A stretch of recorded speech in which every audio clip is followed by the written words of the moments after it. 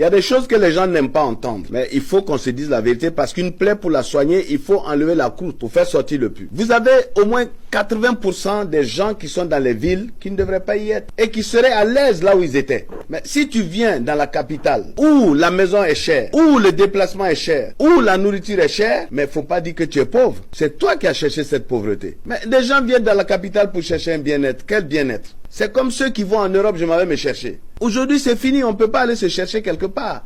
Il faut des compétences. Tu viens en ville, tu as quelles compétences? Tu as quoi à monnayer? Tu viens parce que c'est la grande ville. Mais évidemment, acceptons que tu achètes les souffrances. Aujourd'hui, moi je dis qu'il faut que chacun soit à sa place. C'est comme quand tu prends une voiture. Le réservoir n'est pas le volant n'est pas la roue. Alors, les gens n'aiment pas la vérité. Mais vous savez, allez dans les pays développés, vous avez des Français qui n'ont jamais vu Paris de leurs yeux. Des Français qui n'ont même pas envie d'y venir. Ils sont bien chez eux. Parce que le problème, c'est ça. Tout le monde doit être un opérateur dans l'histoire d'une nation.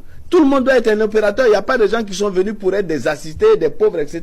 Mais est-ce que tu es à la bonne place? Alors, si tu n'es pas à la bonne place, ne te plains pas. Oui, je n'arrive pas à me suffire, je n'arrive pas à ceci. Mais j'ai vu des pays où les gens n'ont pas de grands salaires. On a vu la Chine. Les gens n'avaient pas de gros salaires. Mais aujourd'hui, où ils sont? Alors, donc, il faut savoir être à sa place. Et puis, il faut avoir une vie de quelqu'un qui sait où il va et qu'est-ce qu'il veut. Comment tu dois vivre, qu'est-ce que tu dois faire, où tu veux en arriver. Nous avons parlé des ennemis, par exemple, du succès. J'ai dit que les ennemis du succès sont d'abord spirituels. Vous avez des gens, même si vous mettez un sac d'argent à côté d'eux le matin à leur réveil, après qu'ils aient prié, ils vont dire non, non, c'est pas possible, ça ce n'est pas bon. Mais il y a des gens qui sont nés, rien ne les prédisposait à la richesse. Mais dans leur tête, ce sont des gens qui se sont dit, je peux y arriver. Mais vous avez des gens aujourd'hui que j'appelle des lépreux, et c'est les plus nombreux. Ils rejettent tout d'emblée. C'est-à-dire que tout ce qui... comment tu appelles ça? Ils peuvent s'asseoir, boire du thé jusqu'au soir.